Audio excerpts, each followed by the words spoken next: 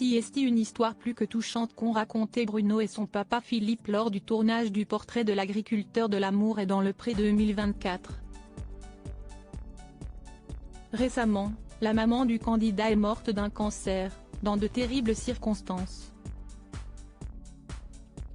S'il ne fallait pas parler de Bruno dans Encanto, la fantastique famille Madrigal, ce n'est heureusement pas le cas pour l'agriculteur de l'amour et dans le pré 2024. Karine Le Marchand est partie à la rencontre du jeune homme de 33 ans. L'occasion de découvrir sa terrible histoire personnelle. Le candidat, qui se démarque dans la polyculture, est proche de son papa Philippe avec lequel il travaille. Il habite d'ailleurs seul avec lui depuis le drame. Il y a 2 ans, Bruno a perdu sa maman. Elle est morte brutalement d'un cancer du cerveau et pour eux, tout s'est arrêté. Si est tombée en plein confinement. On ne pouvait pas l'approcher avec le Covid. Elle était en pleine crise, donc elle ne communiquait pas. Elle était en soins intensifs, a déclaré le papa du candidat. Et de préciser qu'ils n'ont pas pu la voir pendant 2 mois. Ce n'était plus la même personne, a ajouté Bruno, face à son papa qui avait les larmes aux yeux.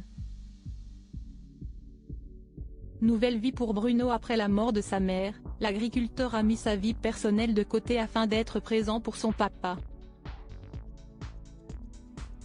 Mais aujourd'hui, il est prêt à prendre un nouveau départ. Pour ce faire, Philippe va emménager dans une maison voisine afin de permettre à son fils de fonder sa famille dans leur nid douillet actuel. Nul en drague, Bruno compte sur l'amour et dans le pré pour l'aider à trouver la femme de sa vie. Une personne avec laquelle il pourra discuter durant de longues heures le soir. L'an dernier, il s'était mis en couple avec une femme qui avait un enfant. Mais c'était un peu compliqué car le papa était trop présent. Il préfère donc rencontrer des prétendantes qui n'ont pas d'enfants pour se donner plus de chance. Il cherche une femme assez dynamique, dans la trentaine et assez positive. Très tactile, il aimerait que sa future compagne le soit également. Heureux professionnellement et bien entouré grâce à sa famille et ses amis, il ne lui manque plus que l'amour pour être complètement heureux. Espérons qu'il trouvera chaussure à son pied. Tout comme Michael, Stéphane ou encore Ludovic.